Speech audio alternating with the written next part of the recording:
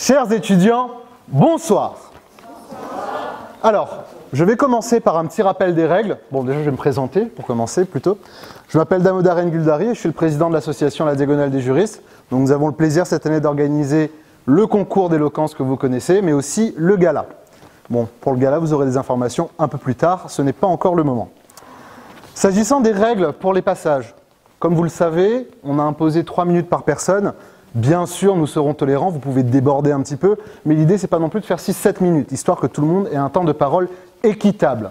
S'agissant du fond, maintenant, on vous demande de l'éloquence, bien entendu, des sujets qui peuvent être variés, mais toujours autour du même thème, et de l'humour est fortement conseillé, bien sûr, dans les limites de la décence et de la liberté d'expression. S'agissant du sujet, au droit, au désespoir. N'y aurait-il pas tant à dire sur le sujet? Ce qui nous réunit tous ce soir, c'est bien le fait que nous fassions du droit. Bon, peut-être que des stats se sont insérés dans la salle. C'est pas grave, on vous a pas reconnu. C'est pas grave, vous pouvez rester.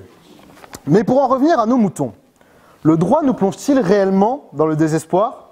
C'est vrai, quand L1, il faut se familiariser avec le langage juridique. Il faut comprendre et apprendre la pyramide des normes. Il faut savoir ce qu'est un régime parlementaire, présidentiel, parlementaire rationalisé, semi-présidentiel. Se confronter à des cours qui parfois n'ont rien à voir avec le droit. Hashtag économie. Et pourtant, dans les méandres du droit de la preuve et de l'évolution de la présomption de paternité, l'on parvient à se hisser en L2. Parfois. Et là, les ennuis commencent. Nous ne pouvons pas tous nous targuer d'avoir eu le coup de foudre pour le droit administratif. Ordre public, intérêt général, servitude d'utilité publique, responsabilité sans faute de l'administration.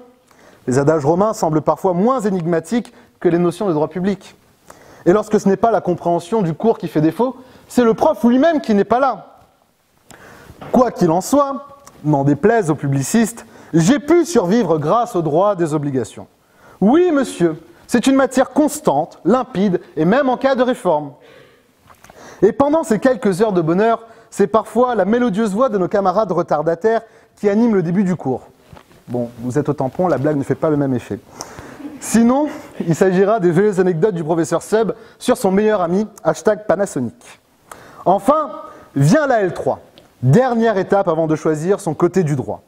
La lumière du droit privé ou le côté obscur du droit public. Il s'agira ici de ne pas tomber dans le traquenard du vendredi soir chez vous. Quelque chose comme le Shamrock et après le Five. Ouais, c'est ça. Néanmoins, qui n'est jamais allé en cours avec une gueule de bois monumentale? Si vous le faites, par pitié, gardez votre chemise boutonnée. Duralex, sed lex, disaient les Romains. Eh bien, laissez-moi vous dire que le droit est dur, mais c'est le droit, et on aime ça.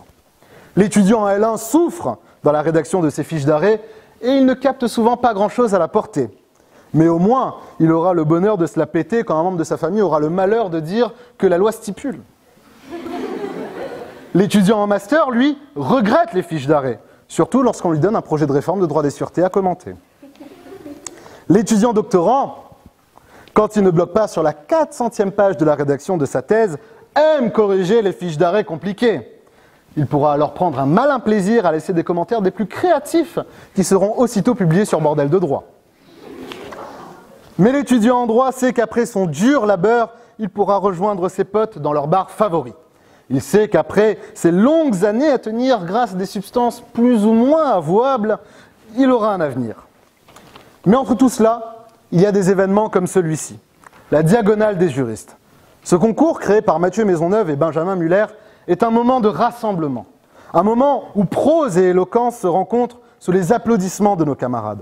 Un moment où les barrières tombent et où étudiants, chargés de TD et enseignants peuvent partager un godet ou deux ou plus.